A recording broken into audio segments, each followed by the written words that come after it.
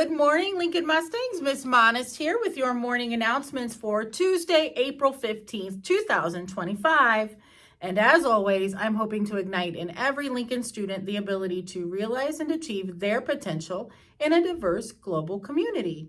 And teachers, some friends who have shown potential in writing are our young authors finalists and winners. So I'm going to give them a shout out. So a congratulations and a shout out to our finalists in primary. They are Makari Phelps from Miss Moon's room. I'll give 2 snaps to each. Makona Hyatt, also from Miss Moon's room. Taraya Williams from Miss Moon's room. Amira Alexander in Miss Caldwell's class. Melanie Jackson from Miss Schwartz's class. Nova Harper from Miss Schwartz's class, and River Burgess from Miss Caldwell's class. Now, a special, extra special congratulations goes out to the students who have been chosen as the finalists. So these stories have been chosen to go to the district level competition. So these students will participate and everybody in the district judging team will read their papers. And so that would include Afifa Douglas from Miss Benedict's class with her story called The Cat and the Unicorn. And in the middle school side of the competition, we have Mariah Barnes with her story called Murder Mystery Double Homicide.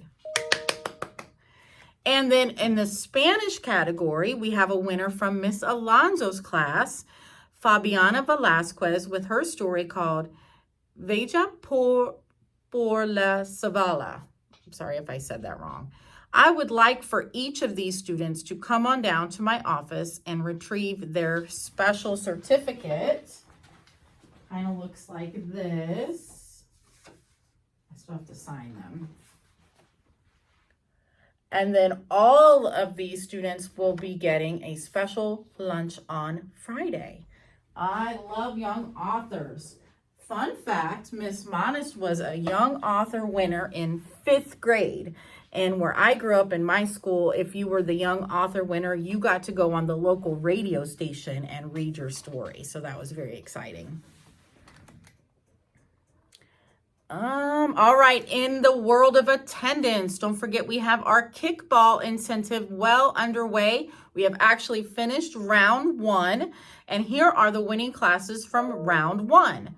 Miss Caldwell, Miss Timberlake, Miss Lynn, Miss Dryden, Miss Harshbarger, Miss Thomas, Miss Robbins, Miss Tupper, Miss Slevin, Miss Bonetta, Mr. Jamerson, Miss Rubini, Miss Gutierrez, and Miss Lopez's class. All of these classes have won round 1. There will be a total of 3 more rounds. So how many rounds are left, friends? If we had 3 altogether and we've already completed 1 round, how many rounds are left? There's your math fact for the day. Remember that the homeroom with the best attendance winning the round, those students get an Arby's coupon for a free kids meal. And then the semifinal game, which, sorry, I got a little confused. There will be a semifinal game and a championship game. The championship game will be played on May 2nd. All of those students will also get a popsicle. And any student who has had perfect attendance throughout the entire challenge will get to come and watch the kickball game. I'm not quite understanding the whole round situation. I may have to seek clarification on that, friends. All right. I also want to make sure that the middle school students know they're working for some special events that are just around the corner. The middle school AVID teachers are hosting an AVID lock-in this Thursday from 7 p.m. to 7 a.m. So that means you're going to come to school and get locked in for the night. Each AVID student who is eligible to go to the lock-in is also allowed to invite a non-AVID student friend. So just remember that even if it's Friday at school, if you get in trouble, we can take you off the list. So you might be eligible right now, but you have to maintain that eligibility all week. And that includes the non-Avid students who are being brought along as that friend. So keep up the good work, those of you that are eligible, and don't lose it. Also, middle school is planning a student council dance, a spring dance being planned by the student council. This dance will take place on Friday, April 25th from 5 to 7. It is for grades 6 through 8 only. Both of these events are 6 through 8. Sorry, 5th graders, but next year you'll be in the loop. It is a $5 entry fee, and in order to attend, students must have 0 referrals and no more than 2 days of absences. So hopefully you are still on the good list for that as well. All right, I want to talk about Picture Day just a little bit. I have done my best to inform families through my emails, through my newsletter, through text messages. But Spring Picture Day is tomorrow, Wednesday, April 16th. And I have communicated with family, staff, and the people of Lifetouch, which is the company that takes our pictures. Only students purchasing pictures will get their pictures taken. So pictures can be purchased the day of. So students can bring cash or check on the picture day, which is tomorrow. Or parents could have signed them up and paid online through lifetouch.com. And they will give me a list of those that have paid online. This also means that only those with money purchasing pictures comes out of uniform on Wednesday. So if you're not purchasing pictures, you are still coming to school in regular school uniform. Pictures will take place in the library, and students will be retrieved and or called down if they are on the list to take a picture. We'll come to your rooms and get the kids. All right, moving on. My next tidbit is for teachers. So this is a reminder about arrival procedures.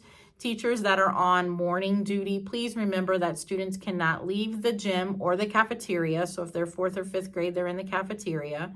We have been noticing a lot of students lately trying to leave the gym or the cafeteria and walk around the building or go to the bathroom, and that is simply not allowed. We are all in the gym or the cafeteria, and that's where all the supervision is. So students, you are not allowed to leave those areas until it is time to do so.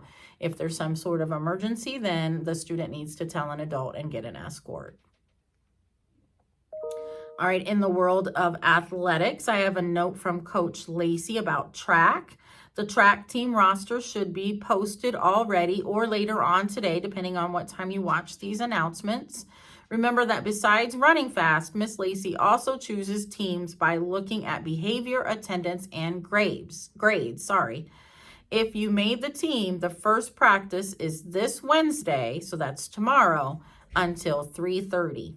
You will meet Miss Lacey in her room at dismissal. Next up for soccer, we have a boys game at 4 p.m. at Sterling Field number 3. Good luck to Coach Chapman and the boys. I also have a note here from Coach Bunetta. All girls from volleyball need to return their jerseys ASAP. We need those jerseys back so we can get them washed and put away for next year. Volleyball girls, jerseys back. All right, on the lunch menu today, we are having chicken fajitas with Spanish rice, or you could choose a turkey ham and cheese sandwich, Mexicali corn, grape tomatoes, craisins, or dried cherries, and of course, ice cold milk.